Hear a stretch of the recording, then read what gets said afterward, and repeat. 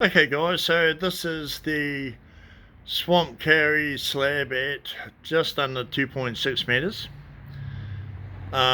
Just planning out what to do. So as you can see, once it's split in half, it's created quite a big river, and that's at 1 meter wide. So game plan is where this blue line is, I'm going to cut that back on a right angle and then just reshape it to make it look like it's still really natural. I'll leave all of this part here in because it's fairly solid. Coming around here, just this is all going to be cut away or just chamfered off a bit, just so I know that the epoxy, when I do my epoxy pour, is going to be really nice and solid. So it's still going to have a really good wavy effect. It's going to show the drop off down the side of the timber, and it's also going to be irregular, so it'll still come in and out quite a lot. On this other side, the amount of rubbish wood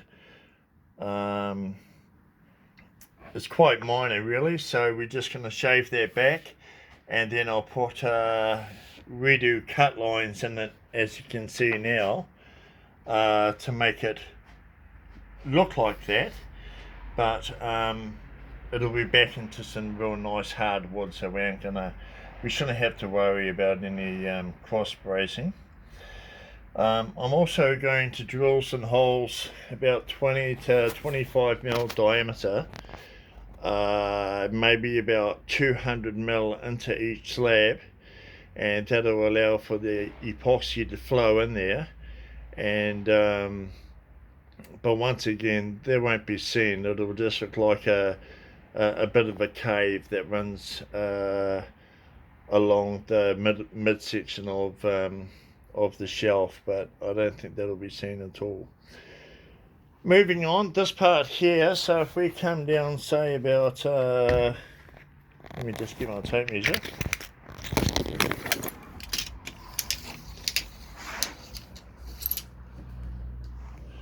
So about a meter in from one end, this is the hole that was in the center of the table, which is now the outside of the table. So this will be filled with the colored resin that you want to have going there. This part that runs from this point across to here, that's fractured all the way through, so I'll most likely break that apart and just reshape it slightly, or maybe we will put a bit of a rivery thing sort of coming through here, rejoin it, and I'll epoxy bolt that back together so that's all nice and solid. For the rest of it, yeah, she looks really good, looks really solid. On the far side, this will all be polished.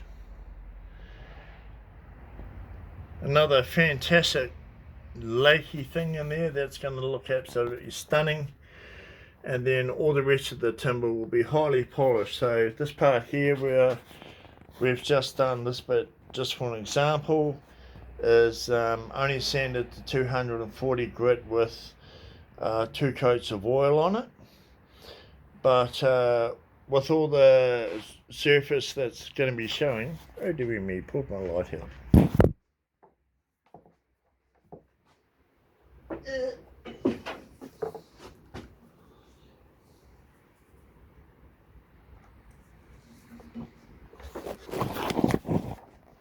Yeah, that's better. Yeah, all the top will be sanded back to 12 to 1400 grit, and then it'll be oiled, God knows how many times, 20 or 30 coats, I guess, and then it'll be finished off with a furniture polish. The oil that I'm going to use will most likely be hemp oil, or it'll be a combination of Danish and hemp and minimal turpentine, just to thin it all out and bring up a real nice luster. Okay, so I'm just going to do the measurement and calculations of the river, just so I can work out what sort of volumes we're going to be looking at for epoxy. And like I said, if there's down this big end, I think it would be really cool to have like a fairly wide sort of a slab coming in through here, broken down, all shaped and tapered off, but not having it come out of the surface, actually have it like a sunken log through this section. And that's going to reduce the amount of epoxy we use, thus keep the cost of the epoxy down.